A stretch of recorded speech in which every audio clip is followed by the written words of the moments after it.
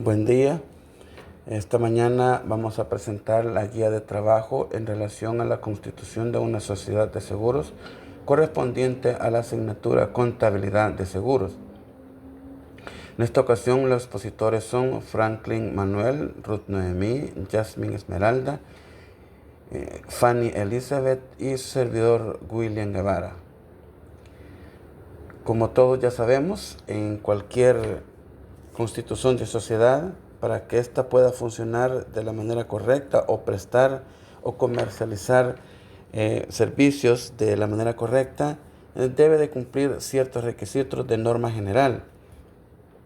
Y uno de ellos es la inscripción en el Ministerio de Hacienda, Seguro Social, AFP, Centro Nacional de Registros, comúnmente conocido como CNR. La alcaldía, esta también va a variar dependiendo del municipio o departamento en el cual se constituya. Todas las sociedades en El Salvador deben de cumplir ciertos requisitos para poderse inscribir en cualquiera de estas dependencias del Estado. Por ejemplo, para poder inscribirse en el Seguro Social debe de tener ya un registro previo en el Ministerio de Hacienda. Para poder inscribirse en la AFP para hacer uso de la planilla única, igual debe de antes haberse inscrito en el Seguro Social y en el Ministerio de Hacienda, puesto que se requieren ambos documentos ahí. En el CNR tuvo que haberse inscrito ya en las demás dependencias del Estado para poder estar legalmente inscrita y disponible para poder operar de la manera correcta. Esas son las dependencias del Estado donde una sociedad debe de inscribirse y cumplir ciertos requisitos para poder operar.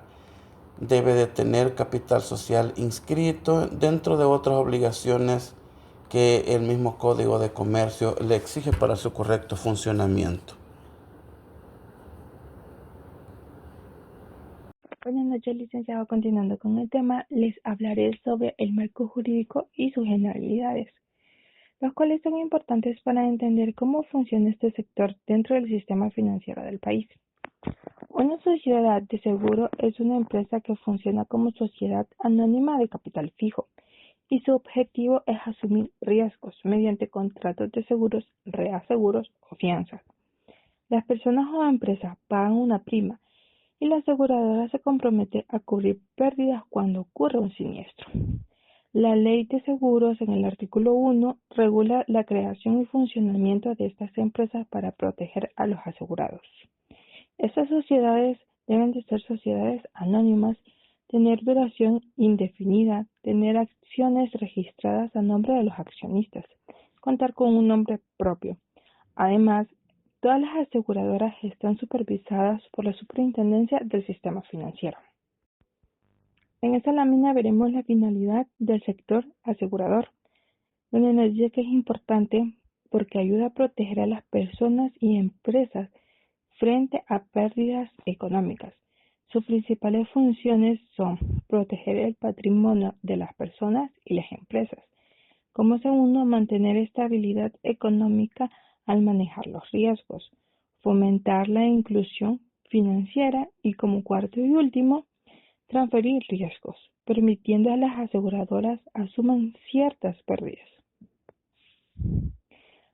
Luego les hablaremos sobre las sociedades de seguros generales. Las sociedades de seguros generales cubren daños en bienes o responsabilidades económicas. Se basa en el principio de indemnización, es decir, la aseguradora paga el valor del daño, según lo establecido en el contrato. Algunos ejemplos son los seguros contra incendios, de automóviles, seguros de accidentes, transporte de mercadería y responsabilidad civil. Estas empresas deben mantener reservas económicas para poder pagar los siniestros a futuro. Continuamos con los seguros de persona. Las sociedades de seguros de persona protegen la vida, salud e integridad de las personas. En muchos casos, como en los seguros de vida, se paga una cantidad previa establecida. Generalmente los seguros son a largo plazo y se calcula utilizando estudios estadísticos sobre la esperanza de vida y riesgos. Algunos ejemplos son los de vida, seguros de salud, accidentes personales, rentas vitalicias y seguros por invalidez. Como último, vamos a agregar las fianzas y los reaseguros. Las fianzas garantizan que una persona o empresa cumpla con una obligación. Si no se cumple, la aseguradora responde ante los beneficiarios. En una de fianza participan el fiador, que es la aseguradora, el afianzado, quien debe cumplir o está obligado a cumplir, y el beneficiario. Por otro lado, el reaseguro permite que las aseguradoras transfieran parte del riesgo a otras compañías, lo que ayuda a mantener estabilidad en el sistema asegurador. Continuando con la exposición, yo les hablaré sobre los requisitos que se deben cumplir para que este tipo de sociedades se puedan constituir. Por ejemplo, como primer paso, tienen que tener la autorización previa de la Superintendencia del Sistema Financiero. Antes que una empresa pueda funcionar como aseguradora en El Salvador, debe obtener una autorización de esta institución. Esto significa que la empresa tiene que presentar varios documentos para demostrar que es viable y confiable. Por ejemplo, un proyecto de escritura social, un estudio de factibilidad financiera, información sobre los accionistas y directivos y un plan de riesgos y solvencias y un plan de negocio. Al revisar esta información, esta institución debe asegurarse que la empresa tenga la capacidad económica y técnica para operar. Si todo cumple con los requisitos, esta institución emite una certificación que autoriza el inicio de las operaciones. Como segundo paso, tienen que tener una forma social.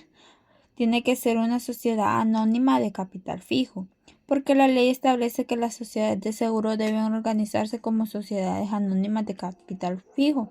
Esto significa que la empresa está formada por accionistas que aporten capital. El capital no puede cambiar libremente, sino que debe mantenerse estable y las acciones deben ser nominativas, es decir, registradas a nombre de cada dueño. Esto ayuda a garantizar estabilidad financiera y transparencia en la propiedad de la empresa. Como tercer paso, hablamos sobre el capital social mínimo, que lo dice en el artículo 14, que para poder operar las aseguradoras deben tener un capital mínimo obligatorio establecido en este artículo de la Ley de Seguros. Este capital funciona como respaldo financiero para poder responder ante los siniestros que pueden ocurrir. El monto depende del tipo de sociedad de seguros. Existen los seguros generales, donde aproximadamente el capital tiene que ser de 800,000. El seguro de personas, que el capital tiene que ser de 571,428,57. El de fianzas exclusivas, que tiene que ser de 457,142,86. Y los reaseguros, que tiene que ser alrededor de 2.285.714,29. Este capital debe estar completamente pagado antes de iniciar operaciones. Como cuarto paso tenemos la gobernanza e idoneidad. Las sociedades de seguros deben tener una estructura de gobierno corporativo adecuado. Esto incluye una junta general de accionistas, una auditoría interna, tener también auditoría externa y un actuario responsable. Ya sabemos que la junta directiva dirige y supervisa las operaciones, la junta general de accionistas, que es la máxima autoridad de la empresa, la auditoría interna, que controla que todo funcione correctamente y conforme a la ley, y la auditoría externa, que revisa los estados financieros y cada uno de los movimientos que se realizan en la empresa. Un actuario responsable, que calcula las reservas técnicas de los seguros. Además, las personas que ocupan estos cargos deben ser idóneas, es decir, tener experiencia, buena reputación y no tener antecedentes por delitos financieros. Como quinto paso, tenemos que hacer el proceso de constitución paso a paso. La creación de este tipo de sociedad de seguro varía según etapas. Preparación del expediente. Se reúnen documentos con el plan de negocios, estudio actuarial y datos de los socios.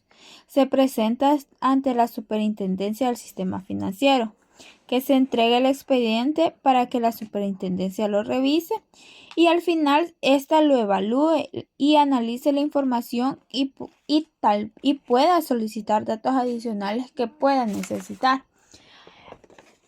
Luego la aprobación y escritura pública. Si todo está correcto, se firma la escritura ante notario y se inscribe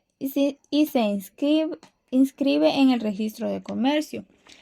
También se debe hacer el depósito de capital social que se deposita en el Banco Central de Reserva. Y finalmente, la Superintendencia del Sistema Financiero emite la certificación que permite a la empresa iniciar operaciones. En resumen, para crear una sociedad de seguros en El Salvador es necesario cumplir con requisitos legales, como la autorización de la institución, que es la Superintendencia del Sistema Financiero, y contar con un capital mínimo, establecer una estructura de gobierno adecuada y seguir un proceso formal de constitución antes de iniciar operaciones para que todo marche de la manera correcta. Tengan todos un buen día. Mi nombre es Franklin Sura y a mi persona le ha correspondido exponer sobre los fundamentos legales y normativos.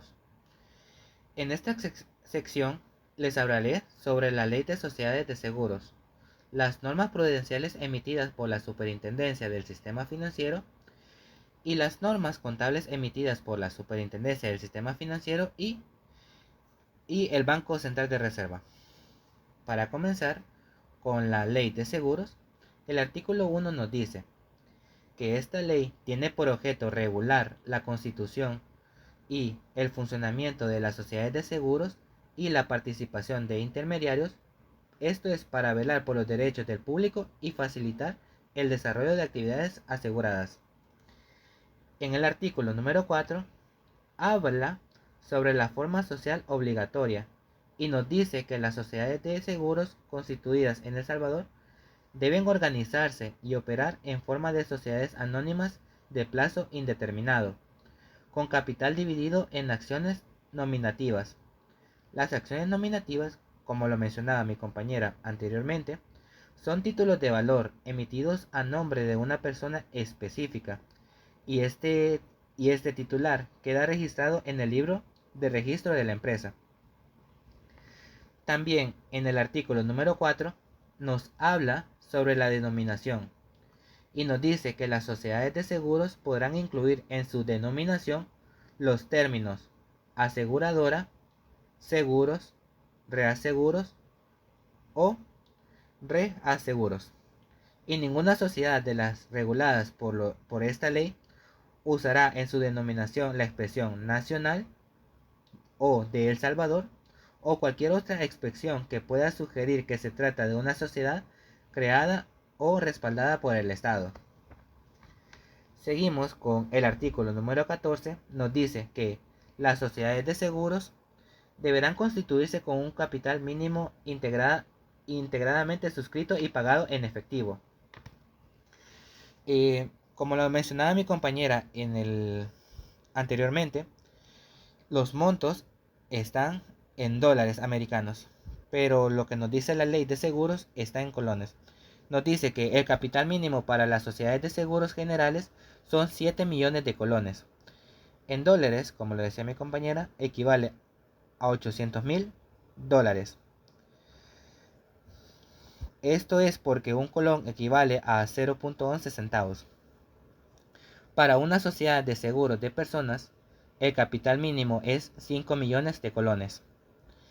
Para una sociedad de seguros que realizan exclusivamente operaciones de fianzas, su capital mínimo es de 4 millones de colones. Para las sociedades que realizan exclusivamente operaciones de reaseguros o refinanciamiento, son 20 millones de colones. Sobre el aumento de capital, las sociedades de seguros pueden aumentar su capital en cualquier momento, pero necesitan aprobación de la Junta de Accionistas y una autorización previa de la Superintendencia del Sistema Financiero. Seguimos con el artículo número 22, que nos habla de la autorización previa de la Superintendencia del Sistema Financiero, o también conocida por esta ley, la Superintendencia. Nos habla sobre la obligatoriedad de autorización de la superintendencia antes de iniciar operaciones, dice que ellos deben establecer requisitos específicos adicionales a los códigos de comercio. En el artículo número 25 habla sobre las prohibiciones operativas. Esto prohíbe en su operación, prohíbe las emisiones de obligaciones negociables, créditos a directores o accionistas, garantía de obligaciones de terceros sin autorización expresa por la superintendencia. El artículo número 85 nos habla sobre las normas contables. La superintendencia establece la forma de llevar la contabilidad y los criterios para la preparación de los estados financieros de las sociedades de seguros. En el artículo 140 habla sobre la potestad normativa de la superintendencia. Nos dice que esta facultad de la superintendencia para emitir las normas prudenciales de seguros que desarrollan criterios de solvencia, capital, reaseguros, riesgos y controles internos. Siguiendo con la siguiente diapositiva, nos habla sobre las normas prudenciales de seguros. Estas normas prudenciales de seguros son un conjunto de directrices técnicas emitidas por la Superintendencia del Sistema Financiero. Esto es para garantizar la solvencia, estabilidad financiera y seguridad de las compañías de seguros. Su objeto principal es proteger a los asegurados y al sistema financiero a reducir el riesgo de quiebra. En la primera norma prudencial de seguro tenemos la autorización de constitución, que son procedimientos de autorización previa que solicita la superintendencia, solicita documentación y expediente requerido, certificación de inicio de operaciones, y esto tiene como vigencia 1 año prorrogable.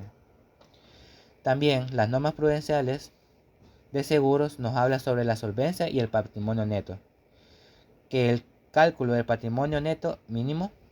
También nos habla sobre las relaciones patrimonio versus riesgos asumidos, planes de contingencia ante déficit, reportes periódicos de solvencia.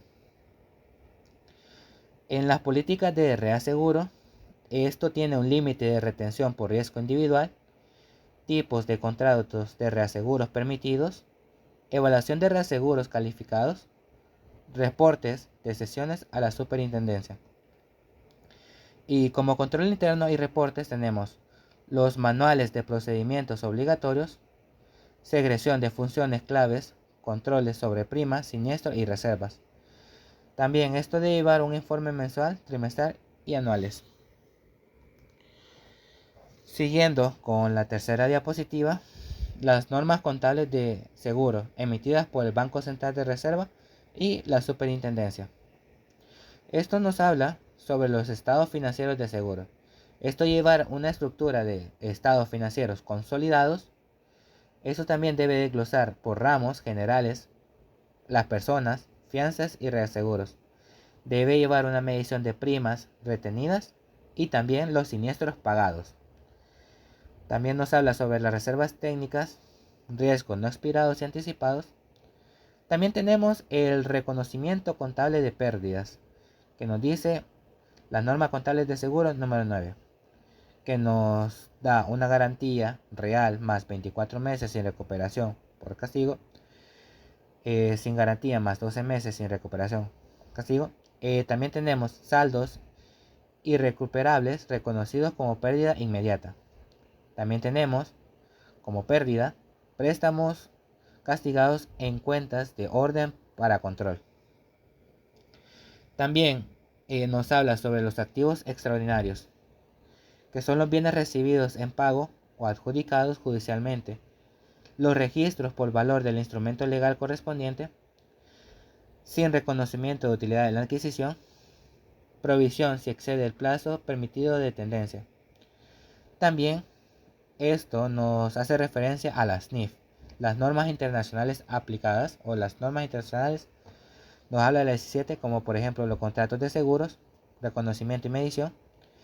Una norma, tenemos la NIC, que es la 39 y la 9 en NIF, instrumentos financieros e inversión. La NIF número 4, que nos habla sobre transitorios, contratos y existencias en cartera. Y nos dice que los estados financieros deben ser auditados año con año obligatoriamente. Gracias. Buen día, yo les voy a hablar acerca de la parte contable en el inicio de operaciones de una sociedad de seguro. En esta sección vamos a abarcar los asientos de capital social con base legal, los gastos de organización y amortización, las políticas contables iniciales, la cartera y cuentas por cobrar según las normas contables de seguro sección 9, los activos extraordinarios según las normas contables de seguros de la sección 10 y el balance general inicial estructurado.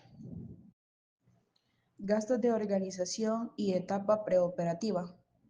Todos sabemos que antes de que una aseguradora comience a operar oficialmente necesita realizar varios gastos para poder constituirse y prepararse para iniciar sus actividades. Estos costos corresponden a trámites legales, registros, autorizaciones y preparación de la infraestructura necesaria para que esta sociedad de seguros pueda funcionar. Los gastos operativos en esta etapa se generan diferentes tipos de costos relacionados con la creación y la preparación de la empresa.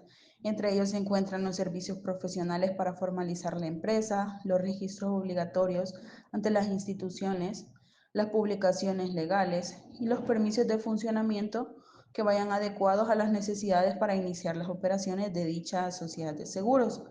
También pueden incluir inversiones iniciales en tecnología y estudios técnicos que permitan evaluar la viabilidad del negocio. El asiento de registro. Desde el punto de vista contable, estos gastos no se reintegran o se registran inmediatamente como un gasto del periodo. En lugar de eso, se reconocen como un activo diferido, porque representan beneficios que se aprovecharían durante varios años.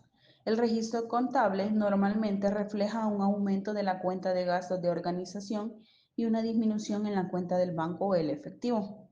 En cuanto a la amortización, con el paso del tiempo, estos costos se van reconociendo gradualmente como gastos mediante un proceso de amortización. Generalmente se distribuyen en varios años, siguiendo las políticas contables de la empresa.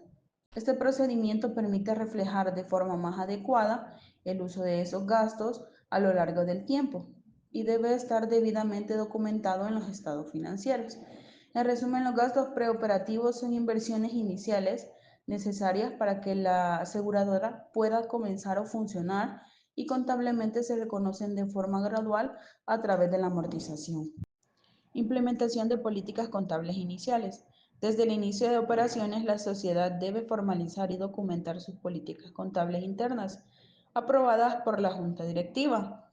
Este punto es clave porque en la aseguradora el ingreso principal proviene de las primas que pagan los asegurados.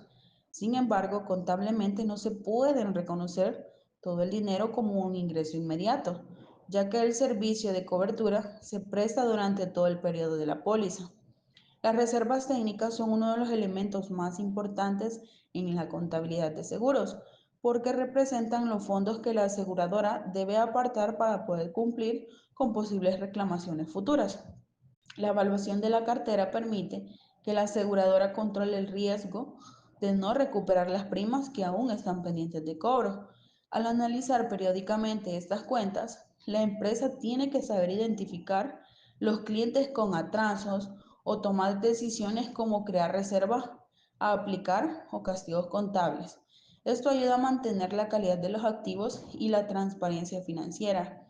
Las cuentas de orden cumplen una función de seguimiento y control de operaciones que no afectan directamente el balance, pero que sí pueden representar compromisos o riesgos futuros para la aseguradora. En conjunto, estas políticas contables permiten que la aseguradora mantenga un registro ordenado, transparente y prudente de cada una de sus operaciones, lo cual es fundamental en una industria donde la gestión de riesgo es clave. Cartera y cuentas por cobrar. Aplicación de la norma contable de seguros, sección 9. En esta sección se aplica la norma contable de seguros, sección 9, ya que ésta establece cómo las aseguradoras deben evaluar y reconocer las posibles pérdidas en las cuentas por cobrar.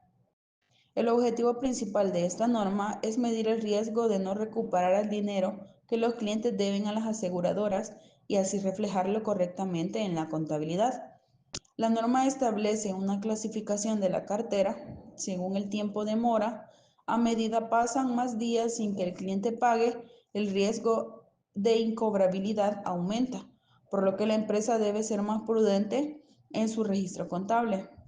Por esa razón, la cuenta pasa por diferentes niveles de riesgo. Primero se consideran normales, luego entran en vigilancia y posteriormente pueden clasificarse como irregulares o dudosas. Cada nivel implica mayor seguimiento y mayor provisión contable. Un aspecto importante de la norma es que exige crear reservas o provisiones según el nivel de riesgo de la cuenta. Estas reservas funcionan como una protección contable, ya que anticipa posibles pérdidas si el cliente finalmente no paga.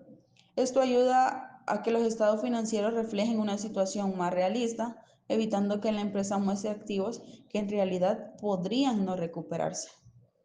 Cuando la deuda tiene demanda o demasiado tiempo sin pagarse, la norma establece que debe realizarse un castigo contable, lo que significa reconocer formalmente la pérdida. Esto ocurre cuando se considera que la probabilidad de recuperación es muy baja. Sin embargo, aunque la deuda se castigue contablemente, no significa que se deba dejar de controlar. Por eso la norma indica que estas cuentas deben mantenerse registradas en cuentas de orden, lo que permite continuar con su seguimiento. En conclusión, la norma contable de seguros sección 9 busca que las aseguradoras administren de forma prudente sus cuentas por cobrar, reconociendo oportunamente los riesgos de incobrabilidad y evitando sobrellevar o sobreevaluar sus activos. Activos extraordinarios, aplicación de las normas contables de seguro según sección 10. En este punto se habla de los bienes que una aseguradora llega a poseer como resultado de cobrar deudas pendientes. En lugar de recibir dinero, puede recibir propiedades u otros derechos mediante el proceso legal o acuerdos. Estos activos no forman parte del negocio principal, por eso se consideran extraordinarios. Cuando la empresa recibe uno de estos bienes, debe incorporarlos a la contabilidad, utilizando el valor que aparece en el documento legal que respalda esa transferencia. Si con el tiempo se determina que el valor real del bien es menor al registrado en los libros, la empresa debe corregir esa diferencia. Este ajuste se reconoce como una pérdida en los resultados del periodo. La ganancia solo reconoce o se debe reconocer cuando el bien se vende definitivamente. Si la venta genera pérdidas, estas se registran inmediatamente. En algunos casos, si existieran provisiones previamente constituidas, estas pueden revertirse y convertirse en ingreso. Las aseguradoras no pueden mantener estos bienes definitivamente si pasan demasiado tiempo sin venderse. La normativa exige crear una provisión contable. Esto significa registrar un gasto para cubrir el riesgo de que el activo pierda ese valor o no se puedan vender fácilmente. En resumen, las normas buscan que las aseguradoras registren estos bienes con prudencia, mantengan controles adecuados y reconozcan la pérdida oportunamente para reflejar una información financiera más realista. Balance general inicial, estructura completa. Los activos representan todos los recursos que posee la aseguradora y que le permitan operar y generar beneficios en el futuro. Incluyen el dinero disponible, las inversiones realizadas, los montos que los clientes aún deben pagar por cada una de sus pólizas, así como otros derechos de cobro. También se consideran los bienes físicos de la empresa, gastos que se reconocerán con el tiempo y otros recursos que forman parte del patrimonio económico de la compañía. Los pasivos corresponden a todas las responsabilidades y compromisos que la aseguradora debe cumplir. Aquí se deben incluir principalmente las reservas que se mantienen para cubrir los posibles siniestros, las deudas con aseguradores por pagos pendientes, los compromisos con los reaseguradoros o las obligaciones financieras o comerciales que la empresa debe cancelar en el futuro. El patrimonio neto refleja los recursos propios de la empresa después de considerar sus deudas. Está formado por el capital aportado por los socios, las reservas obligatorias establecidas por la normativa y las utilidades o pérdidas que la empresa ha acumulado a lo largo del tiempo. Este apartado, digamos que muestra la solidez financiera y la capacidad de las aseguradoras para sostener sus operaciones. En conjunto, el balance general muestra la situación financiera de la aseguradora, lo que tiene, lo que debe y lo que realmente pertenece a los propietarios.